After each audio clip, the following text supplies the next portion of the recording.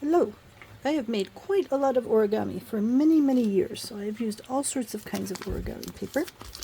And this is double-sided, which I always like because a lot of designs that you make show the inside and the outside of the paper. And it's nice to have colors or designs on both of those. And this is a set of 500 sheets, which is the normal 15 centimeters. It's not quite 6 inches, but they just do that for convenience sake. Let's take a look. It comes in a cardboard box. It's important to note when you get these, there's not 500 different designs. There's a couple of designs that they have repeating, which is nice if you're making earrings that need to match, or Christmas ornaments that you need to have like a set of 12 or 24 of them or something like that. So I like that they have matching pieces of paper, but it's good to know that that is true. And in this case, the reverse design is the same as the front design. So you'll want to know that if you're looking for a contrasting design, you'd want to use a different kind of paper. This one will have a similar design on the back. So we've got a red and green flower set. We've got a red and pink flower set with butterflies. We've got some green, blue, and red roundish flowers. We've got more of a gold-green set with pink and blue and yellow flowers. The set has crane designs in it, often used for cranes, as you might guess. A pretty green design with rolling hills and some little pink flowers. Purplish with red, blue, and yellow flowers.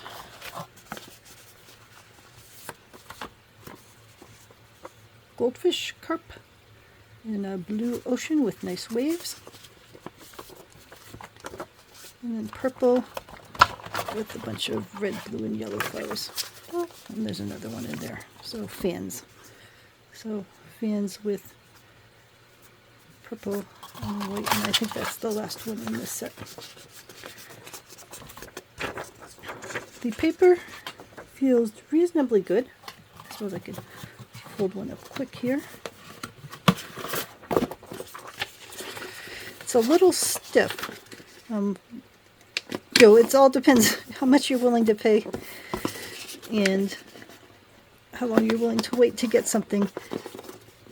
If I was doing 1,000 cranes for a project, for someone's wedding or something like that, I would tend not to use this because this is a little stiff, and then that tends to be a little hard on the fingers when you're folding,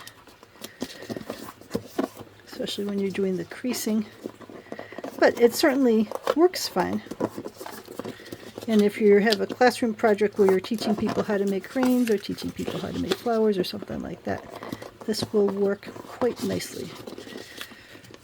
I just say that for types of projects that I tend to do, where I'm doing a lot of them, or often when I'm doing earrings where I want them to be nice and light, that this would be a little tough to work with how it's a bit stiff.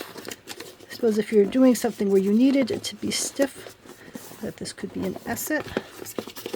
Normally if I'm looking for something where I need it to have a bit of longevity, like earrings, you don't want earrings to fall apart after the first wear, I'll tend to spray them with lacquer instead of going with a stiffer kind of material for the object itself, especially when you're doing something tiny. Alright, so yes, my thought about these is that if you can get it inexpensive and you're doing a kind of thing where everyone's folding one or two things, this is perfect so they get a sense of it and how it works. It certainly holds the creases fine. But in terms of my own closets where I have all sorts of origami paper, this is probably not one I would go to unless someone really wanted one of these designs. But in terms of the folding ease, it's a little stiff for the kind of stuff that I do. So let me know if you have any questions about the origami paper.